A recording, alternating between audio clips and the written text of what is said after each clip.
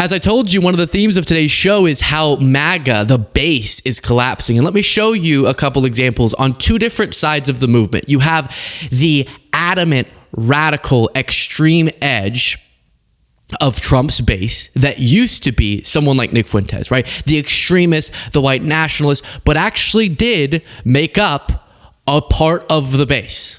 Not characterizing him as representative of the whole base, but this was definitely someone that Trump was obviously appealing to in many of his rhetorical choices, understanding that a part of his base is a very extreme, very racist, etc. sect. And Fuentes, who before was adamantly pro-Trump, is now openly, and he's been critical of Trump for a while, but he's now openly wishing for Trump to be crushed in the midterms and for Democrats potentially in the presidential election to win. And as we're going to see as we go through these clips, this is kind of the inevitability of this movement. The way that it was held together, the promises that were made to pull in a more moderate group, a more extreme group, an excessively extreme group, they can't really go together. You can't really hold in the extremists while also not becoming toxic to the rest of the country. And I think this is the inevitable conclusion to this MAGA movement, I hope. Now, will the next iteration be even more extreme? I don't know. Nick wants it to be. Let's watch. And now we seriously have to contend with the possibility that in 2028, we get Democrats on steroids. We get Democrats with a vengeance. You do understand that if a Democrat won in 2024, they would be on the back foot. If a Democrat won in 24 and they picked up where Biden left off, they would be really in a tough spot.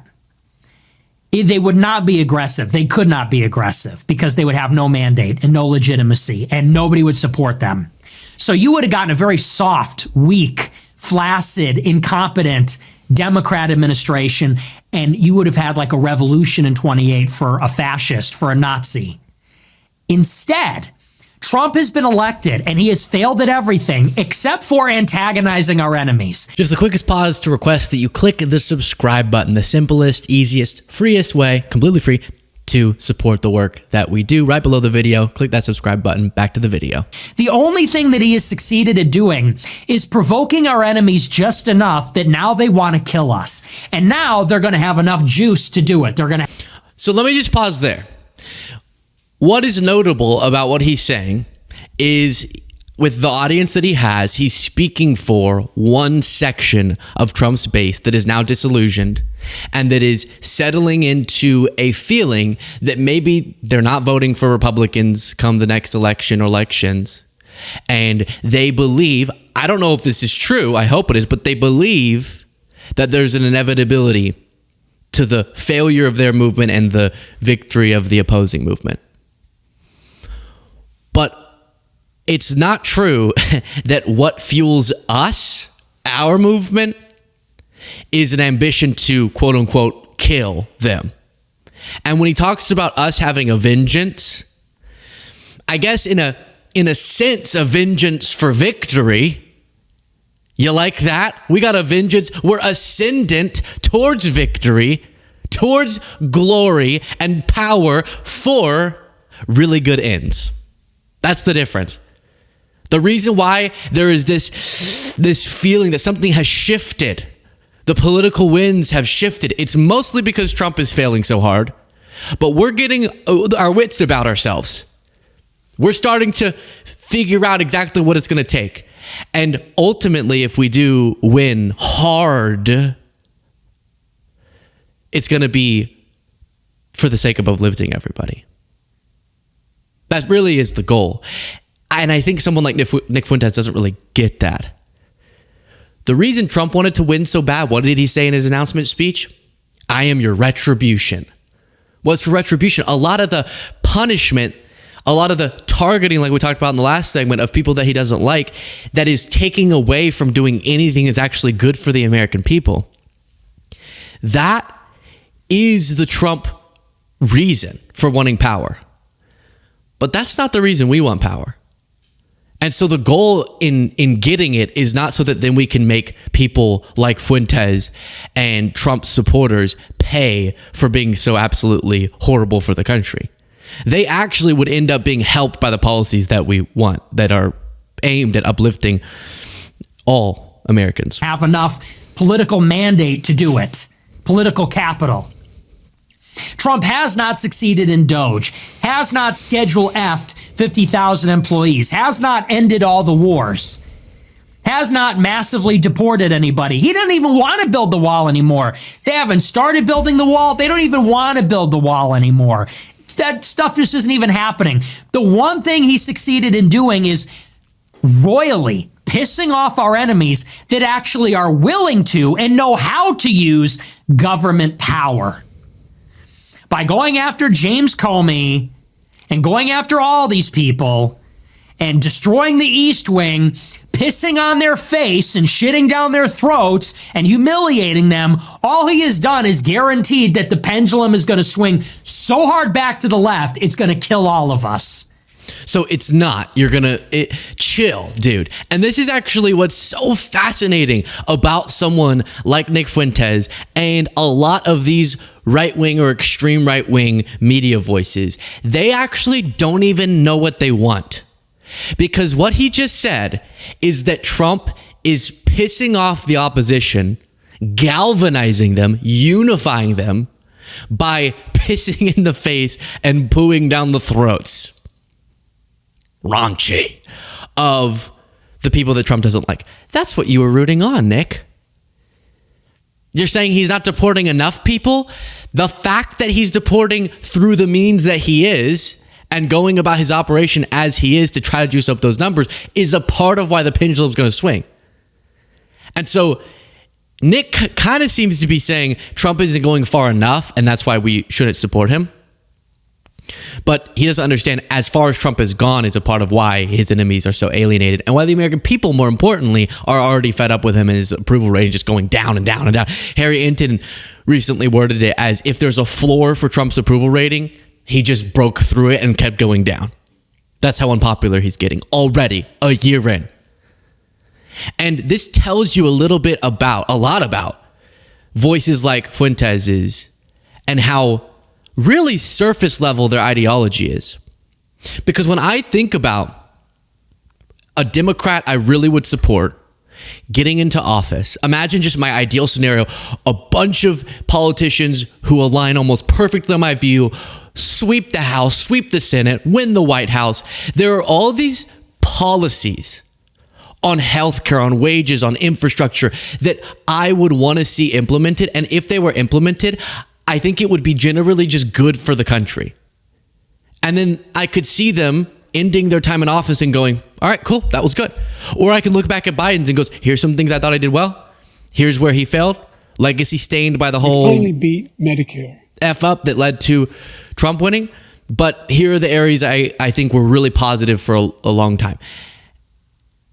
And contrast that against people who really are only effective in their messaging when they're not in power, because they can just screech and screech about everything, pretend like if they got power, it would be great. But he can't even articulate exactly what it is that would have made America stick by Trump's side, but also be extreme enough for him. If Trump acted the way Nick wants, it would just be 10x what Trump's already doing in the extreme direction, and that would be even more likely to swing the pendulum. And so this is a part of why there's this disorientation in the MAGA and far-right world, is they actually get really confused when they have power because they start seeing what it looks like to prioritize vengeance. They start seeing what it looks like to place in a billionaire who actually just serves the elites, and that was obvious for a long time, but you liked him anyways because of the very surface level imagery things. I actually just watched a rant from Nick where he was talking about one of the reasons Trump was sexy and cool to young people like him and why they swung in his direction was because of that sexy billionaire elite status, but that he was saying he saw the regular Americans, but he came from a place of being elite. And it's like, oh my gosh, this was all so obvious. This was so obvious what this was going to turn into. But when you actually see the outcome of this right-wing governance, even the right-wingers are like, what? I kind of thought something was going to be good for me, but now I'm realizing James Comey being in prison won't be good for me. That won't do anything for me substantively. And while Trump's trying to get you to look over there, look, I'm punishing Colbert and I'm sticking it to Comey and Letitia James and Don Lemon, he's literally funneling wealth to himself or his wealthy buddies at the expense of you. Hey, good job, new right-wing populist movement. Good job. You just stuck your foot all the way down your own throat. Then more. My message in 26, you could take it or leave it. Don't vote. Don't vote. Do not vote in the midterms. The Republicans have to lose. They have to lose. They have to crash and burn. A cleansing fire is the only thing that will save us. It cannot be fixed. Fuck them. Fuck Trump. Fuck MAGA. Fuck all this stuff. It can't be fixed. If it could have been fixed, it would have been fixed in 2025. Could you put a little sad music under this? The death of the MAGA base. Politically, obviously, you know that. But it wasn't. They made every mistake. Liberation Day, disaster. Doge, disaster. Big Beautiful Bill, disaster. Epstein files, disaster. Iran, disaster. The personnel, Mike Waltz, disaster. Ratcliffe, disaster. Rubio, disaster. Pam Bondi, disaster. All self-inflicted. Trump personnel, Trump policy, Trump strategy, Trump playbook. We tried it your way. It didn't work. Fuck you. Now we don't vote. That's the message. Seriously. Can't blame anybody else. Bad advice, bad advisors, Biden's economy. Enough already. It didn't work. We're not voting. So even though Nick didn't vote for Trump in 2024, he did in 2020 and in 2016. And whenever he says it didn't work, that's articulating what a lot of people who did vote for Trump in 2024 are thinking. It didn't work. Why isn't this all creating a golden age? And so this is not about going, told you, because I don't like that we're in this situation at all. But please just remember, or have some humility, that this is not out of the blue. It's not confusing. It's not unheard of. It's not that nobody told you this was going to happen. We said that his administration would be a disaster. We said his economic policy would be a disaster. We said his foreign policy would be a disaster. We said Pam Bondi, disaster. We said Rubio, disaster. We said JD Vance, disaster. Even your rhetoric is basic, Nick. Not to mention your political ideology. No, but I say that with support to you telling your right-wing viewers not to vote for the Republican Party.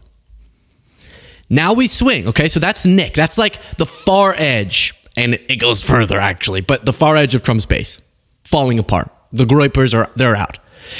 Then you move in to someone who definitely you would not describe as like an extremist, but was one of these big bro, whiskey-drinking, gun-shooting podcasters in the Rogan sphere, if not directly associated, who swung to Trump in this election because of vibes. And now Sean Ryan, who is not exclusively partisan. He's brought on Ro Khanna a lot, and I do credit him with that. He did an interview with Hunter Biden, with Gavin Newsom. He's swinging now since seeing what the product of the election outcome that he kind of advocated for. He's swinging away from Trump's movement, and here's him saying it was all a lie. The drain the swamp stuff, it was a lie. The good for the working class stuff, a lie. They're not coming after Trump, they're coming after you, but Trump's is in the way. Lie. I've been pretty quiet about Pam Bondi in front of Congress the other day, talking about how the Dow's up to 50,000. Nobody gives a fuck. Because the Dow right now. It's at 50 now. Did y'all see that remix? What you should be talking about is how you are going to investigate and prosecute any pedophiles that were running around on Epstein Island that you're affiliated with. But we didn't talk about that, did we? Oh, and what's the excuse? What was the excuse?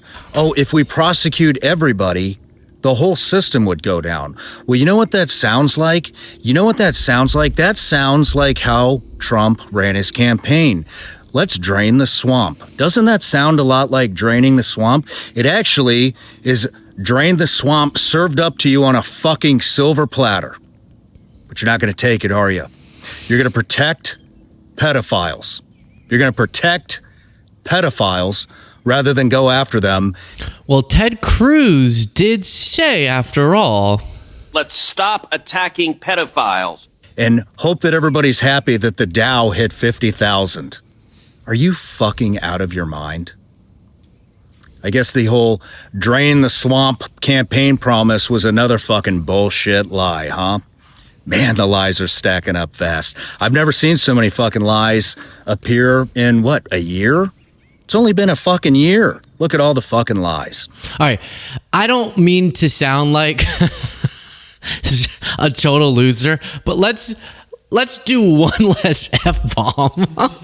It just doesn't sound as coherent, I think, when it's like, what the fuck lies. But yes, exactly. The lies are stacking up. The mother effing lies are stacking up, Sean. And guess when they started stacking up? 2015. Not in 2024 or 2025. A decade before you realized the lies were stacking up from this guy. And I'm good. Oh, let's go hunt together. I'll do it. I'm not even a huge fan. I'll do it, Sean. I'll do it. I will pull the hook out of the fish myself. That's fishing. I know. I'm switching to a different topic. It's kind of hunting for fish. Ever thought of that? And I'll do it. I'll get like one of those harpoon guns. Shoot a shark. I'll shoot a mother effing shark with you. I'm happy. I want to be a supporter. I'll grab an alligator right out of the swamp and I'll kiss it on the face before I break its neck, brother. I'll be buds with you. I do want to be a supportive force to people who are having this realization. And can I have my feelings too? That it's not at all new that Trump is lying. And it's wild that you saw his first term and thought that he actually was going to drain the swamp in his second term. Take that down. Then later, he comes after... Oh, actually, we'll get to it in a second. He says some derogatory things about Brian Tyler Cohen, huh? What? How dare you? But first, you know what this reminded me of? Sean Ryan sent out this post that was a comment left under one of his YouTube videos. Remember, he helped to get Trump elected. So, but hey, again, I said all the things about the alligator, the fish, the harpoon gun, the shark. I'm not saying I can't be supportive and we can't unite now against this dangerous authoritarian movement. I'm ready. I'm with you. But I just have to have my feelings too. He wrote, when the American empire, and he's quoting a comment, finally collapses, historians won't be stunned by the greed of the elite. They'll be stunned by the loyalty of the poor. The working class didn't just vote against their own interests. They worshiped the billionaires robbing them. They slashed their own benefits, gutted their own health care, and cheered while the rich wrote off private jets as tax deductions. Not because it helped them, but because they were told it would hurt someone else. And that right there is how you rig a democracy without even breaking a single law. This was a comment I saw under my content, I must say, perfectly articulated. The tax write-off anecdote comes from the first Trump administration. About the private jet tax benefits? Sean, brother, we knew. Like, when you read that, it just sounds like a Luke Beasley viewer. Does it not? That sounds like one of you went and wrote a comment under his video and said, and described Trump perfectly. That a billionaire was able to convince a working class movement, a bunch of the strongest base that even this polling shows is falling apart, of Trump's support is non-college educated voters. So you have a large base of majority working class voters who went for Trump. believing that he, the elite, who had done almost everything in the interest of the elite and himself, was going to be their warrior. The guy who is so swampy that he's practically the crocodile I just explained. He is the swamp. He's the epitome of the swamp. And they were convinced by him he was going to drain it.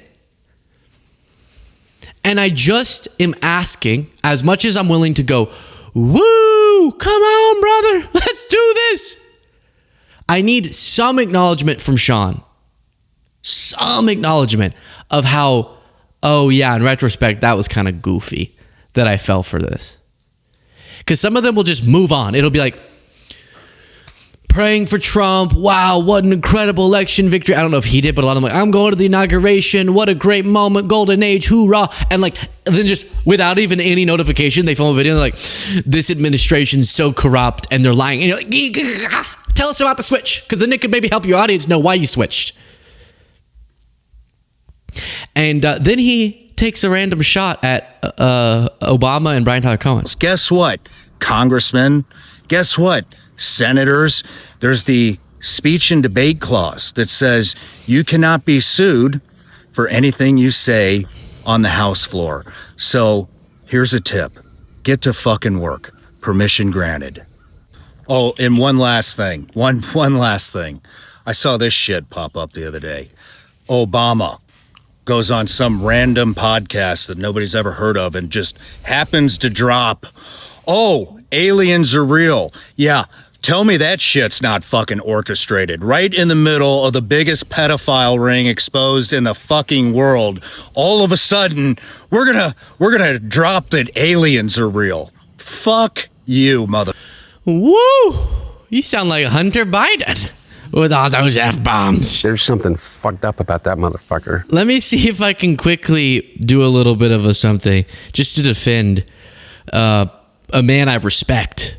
Honestly, come on. All right, so just hold this in your mind. Brian Tyler Cohen has gotten 161 million views in the last 28 days. 161 million views. Sean Ryan has gotten 117 million views. So Brian Tyler Cohen is bigger and more viewed than Sean Ryan. Let's take a little step back on the podcast no one's ever heard of. Just because you haven't heard of it doesn't make it irrelevant. I don't say about you that no one's ever heard of you, even though a lot of my audience will be like, Sean who? And just like how obviously I'm the biggest show that's ever existed, but you might think that you've never heard of me. That's just life. We're all in our different spaces, and that's okay. That's okay. So let's not take that shot. And then what, you think Obama is saying aliens are real because he's covering? Look at the second statement he made in the follow-up saying, no, he means like we all know that technically, statistically, other life has to be there somewhere, because if the universe is like infinite, is that still a thing? What the hell does that even mean? If it's like that big, then somewhere statistically the conditions that would allow for life would have to have been possible. So technically they're real. But Obama specified he hasn't seen an alien. Except for Rick Scott. He has not seen proof of some government awareness of it. So Sean, just chill on that. But otherwise, hey, good on you. But not all the MAGAs are swinging like Sean Ryan. This guy's named Andy Frisella? Yeah. And his podcast is called Real AF. I see it differently than most everybody do. Yeah. I see the public being intentionally enraged in order to put pressure so that the people can be held accountable. That's what the fuck I see. Yeah. And here's the thing.